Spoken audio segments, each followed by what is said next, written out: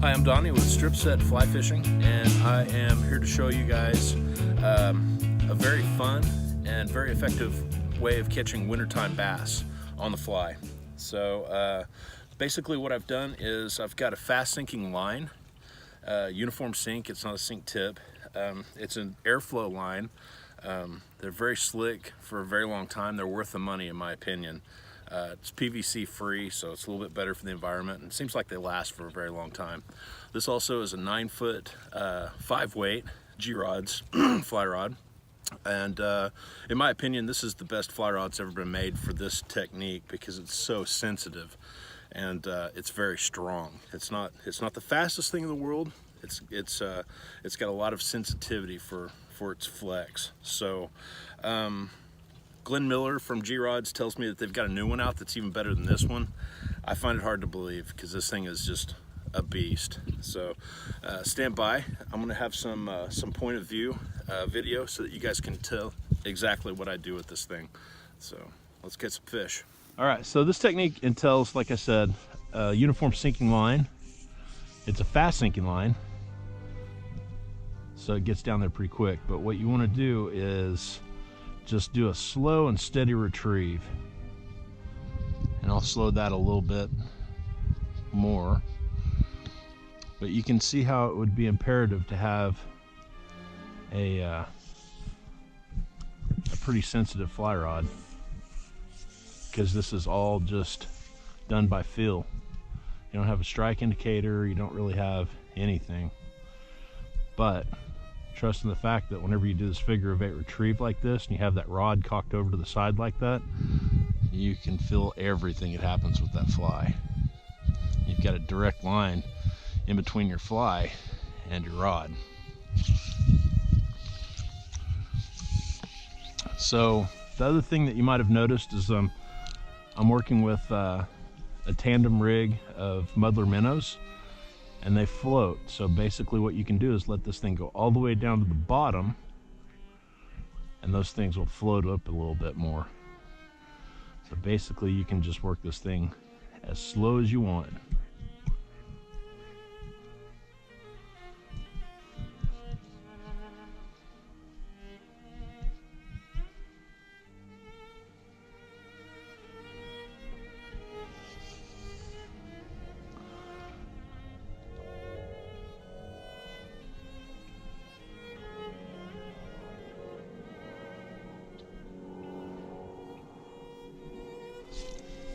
That was a take, but I missed him.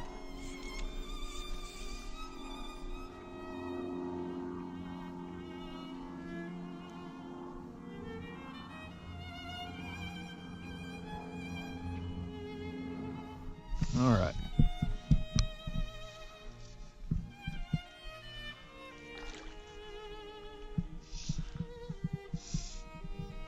Like I said, you just really have to slow down.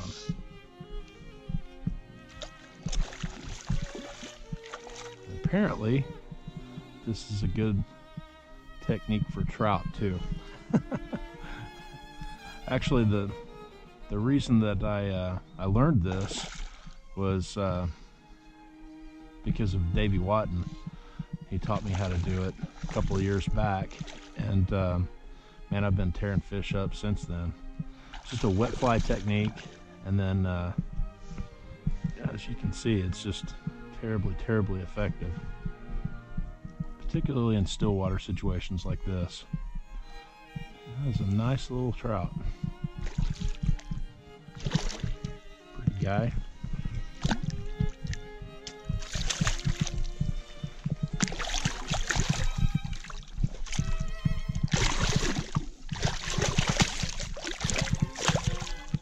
Probably a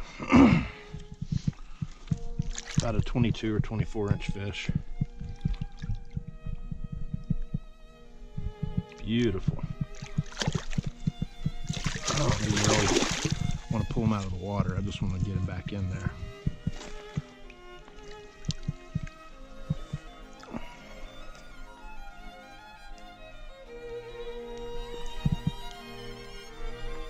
I pinched the barb on the hook. Apparently I didn't do a good enough job with it.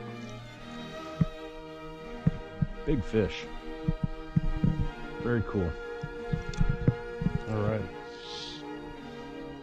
It's a pretty good bend in that rod. I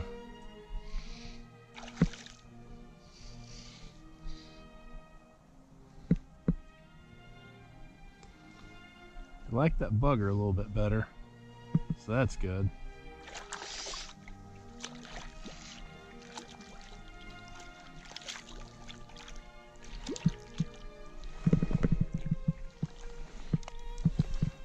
That's a nice little wintertime bass.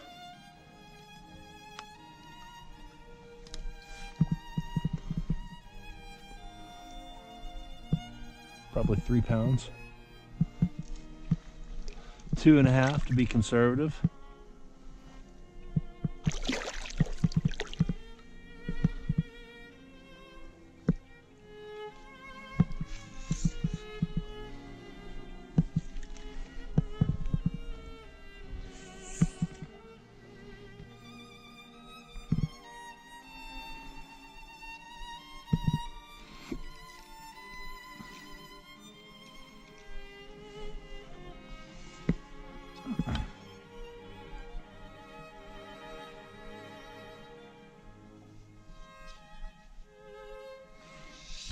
There's another one. It's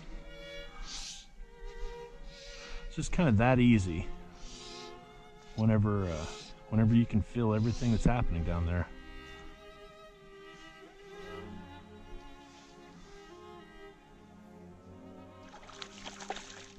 A little bit of a smaller fish, but he sure is fun.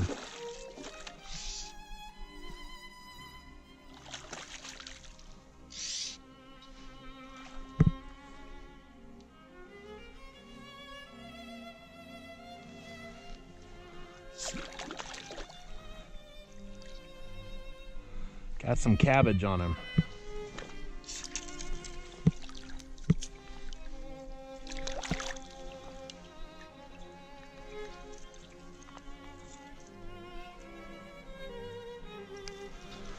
Little 2-pound fish. See you, buddy. There we go. That's a good take. Good fish too.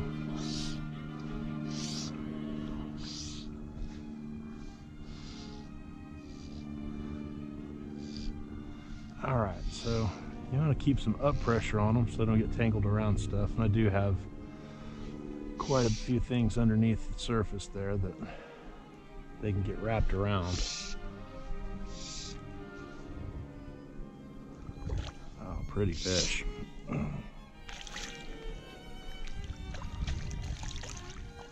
little bit bigger than the last one.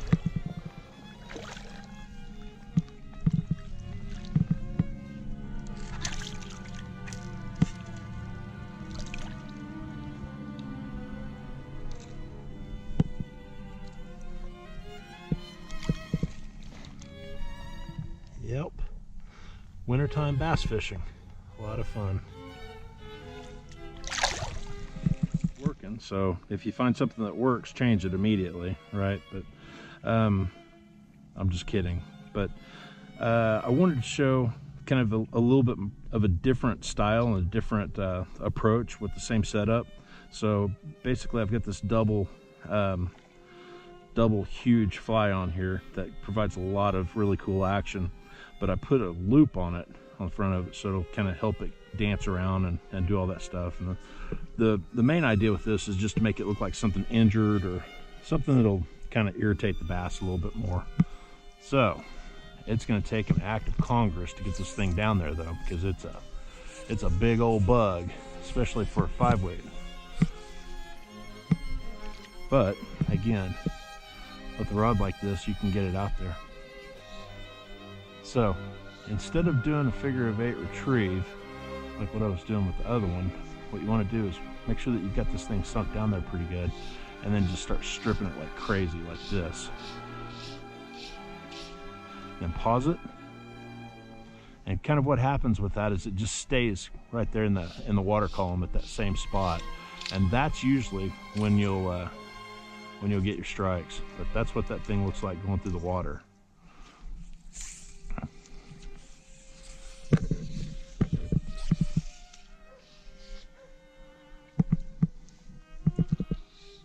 So again, let it sink, and it just takes forever to do this.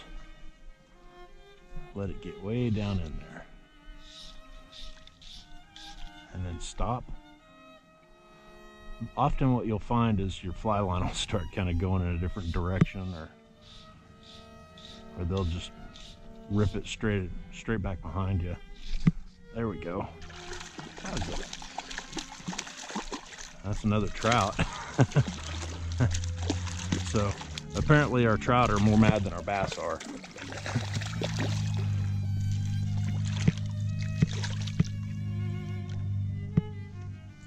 How did you even get that in your mouth, buddy?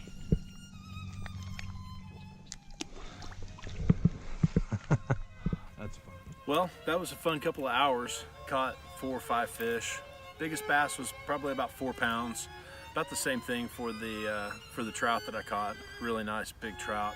But if you find yourself having a great day like this, you know, it's December, late December in Oklahoma, pull out a fast sinking line and get after those fish. It's a lot of fun.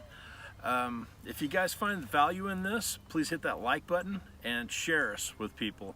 If there's something that you want to learn about that I might be able to help you with, please put in the comments, you know, what we can help with, and I promise you I'll at least tell you about something with it. So I'm Donnie with Stripset. Thank you for watching.